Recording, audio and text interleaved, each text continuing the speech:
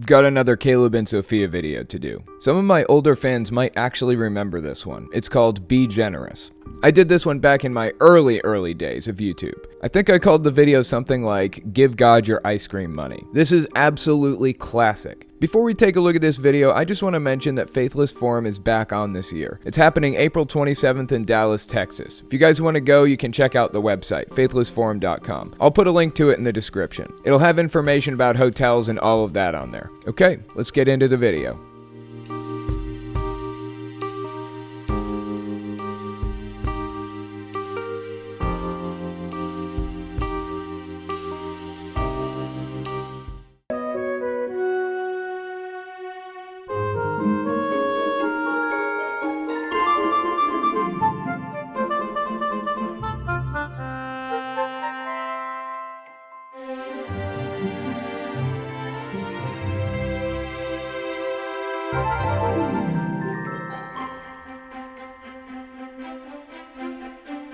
Okay, now let's break this down. What just happened? It shows Sophia with some kind of magical coin which is capable of buying 2 scoops of ice cream, whatever the hell that might be. She starts daydreaming about getting aforementioned ice cream. Let's see what happens next.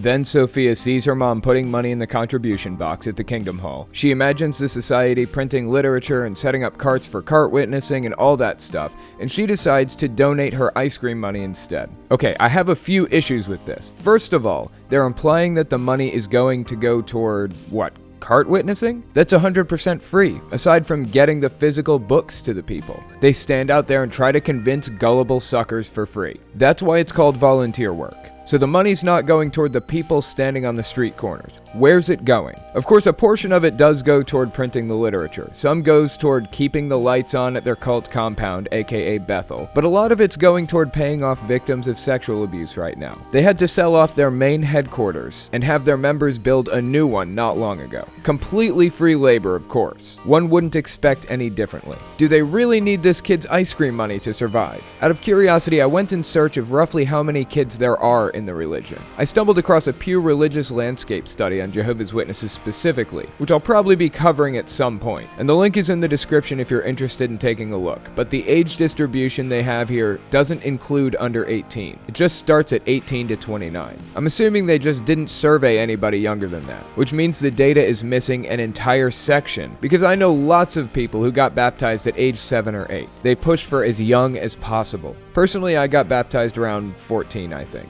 It's kind of fuzzy now, but working the math out in my head, I must have been 14, about to turn 15. I might have already turned 15. Anyways, that's an entire subset of the population missing from the data. I actually take issue with some of the methodology on this study. I'm not taking it as gospel. I'll talk about it another time, but for now, we're gonna have to estimate roughly how many people under 18 there are. It says here, people aged 18 to 29 make up about 15% of the population. 30 to 49 are 34%. 50 to 64 are 29%, and 65 and up are 23%. Well, think about this. 8.5 million Jehovah's Witnesses. Let's imagine that 3 million of them are couples with kids. 18 to 29 is a really pivotal time in people's lives. That's when Jehovah's Witnesses are hemorrhaging people the most, whether it's kids trying to find their role in society, or finally coming to the peak of their critical thinking skills, or whatever else. There are a billion reasons, but I've known for a long time that 18 to 29 was when they lost the most people. So let's assume people aged 7 to 17 is going to be just a little bit higher than the 18 to 29 age range. Let's say it's 16%. That's really conservative. I would venture to guess it's closer to 25%, but I'm trying to be as reasonable as possible here, especially since you're expected to be married and birthing babies by your 20s. Practically everybody has kids in this religion. So 16% of 8.5 million people adds up to about 1.3 million people. Now let's get back to the original point.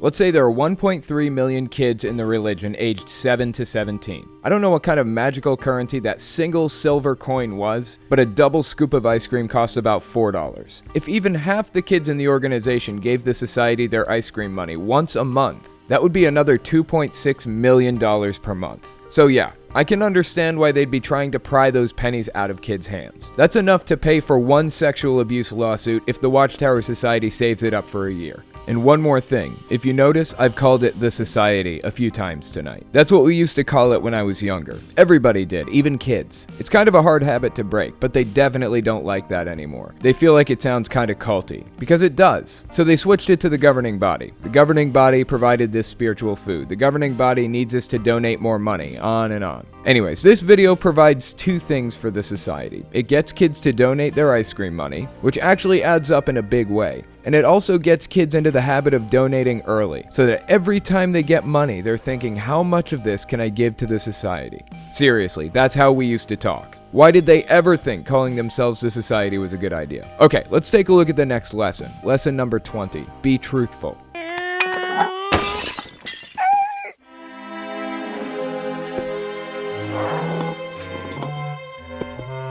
What happened?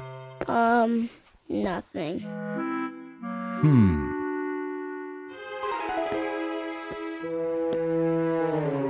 Caleb, do you know why Jehovah wants us to tell the truth? Telling the truth is like building a bridge with your friends. If you lie, they can't believe you. And they might not want to be your friend. But Dad, what if it's not such a big lie? All lies are bad, even little ones.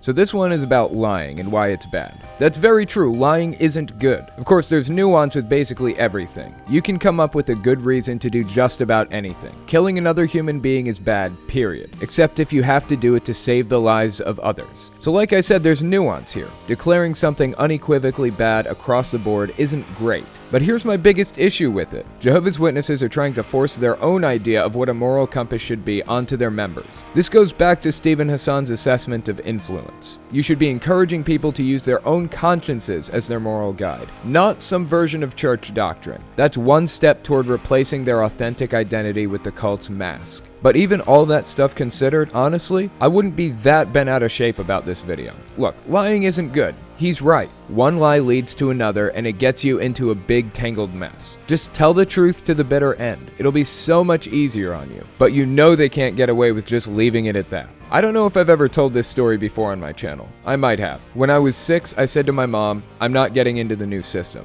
Which, for people who were never associated with Jehovah's Witnesses, that's what happens to all good people after Armageddon. They don't go to heaven, they all live on a paradise earth. They called it the new system at the time. Anyways, I said I'm not going to get into the new system, and my mom said, why's that? I said, because I lie. I was convinced that I was going to die in Armageddon because I told the occasional lie. Now I don't remember how often I lied back then. It couldn't have been that much, probably no more than any other normal kid. But cults use their system of rewards and punishments as a bludgeon to force people to do what they want, to force people in line. They don't base it off of real, honest, useful reasons why you shouldn't do this thing or that thing. They may mention them in passing, but it always routes back to Jehovah and what he wants you to do. That's the final answer. Let's give the rest of this video a listen and see what they say next. One lie leads to another, and they cause much harm.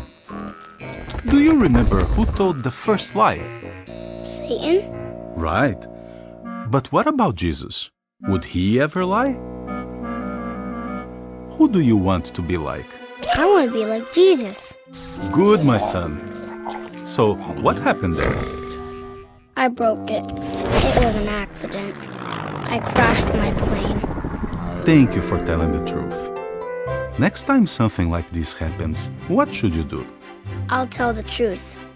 And can I tell Mom I'm sorry? Good idea. Let's go do that right now. And then we'll pick up the broken pieces.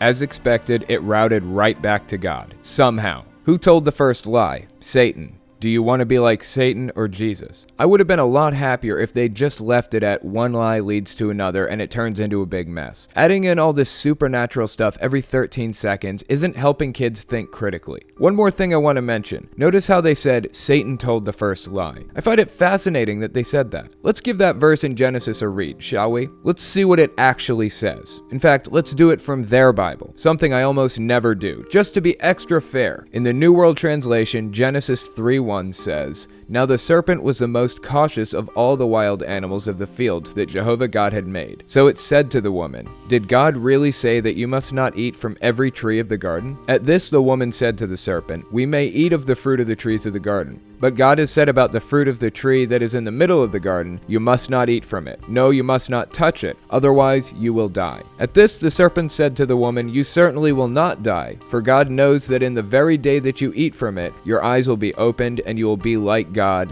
knowing good and bad.'" Okay, so there's the Genesis verse, the very first quote-unquote lie. Oh, I'm looking for Satan here. Where is he mentioned again?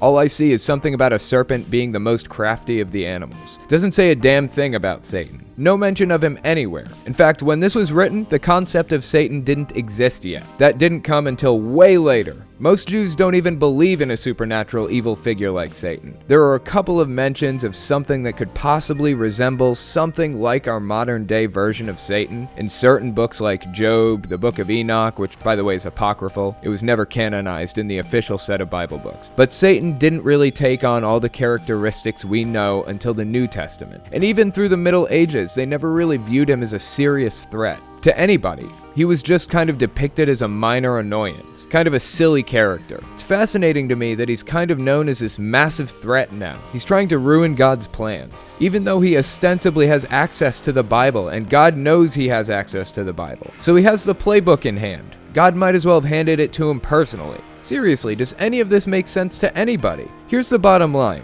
There's no reason to think Satan told the first lie. There's no reason to think he was the serpent being described in the book of Genesis. The Jews never thought that. I don't know how Jehovah's Witnesses drew that conclusion, but literally nothing even hints at it. The Bible clearly says it was a serpent, and as punishment, God makes the snake crawl on its stomach until the end of its days. I'm sorry, this story is absolutely too ridiculous for me to swallow. Okay, that's all I've got for you. If you guys like my work and you want to see me continue doing it, consider supporting me on Patreon. Patreon gives me that added level of stability that I couldn't possibly get with YouTube alone. It's the reason why I'm capable of doing this full time. You can click the Patreon link on the video if you want to support me. Also check out my podcast. I just released a new part on the extremist literature series. Right now I'm reading through Jehovah's Witnesses' new book called Pure Worship of Jehovah. It's a fascinating read, so check it out. All links are in the description as always. Thanks for watching, guys.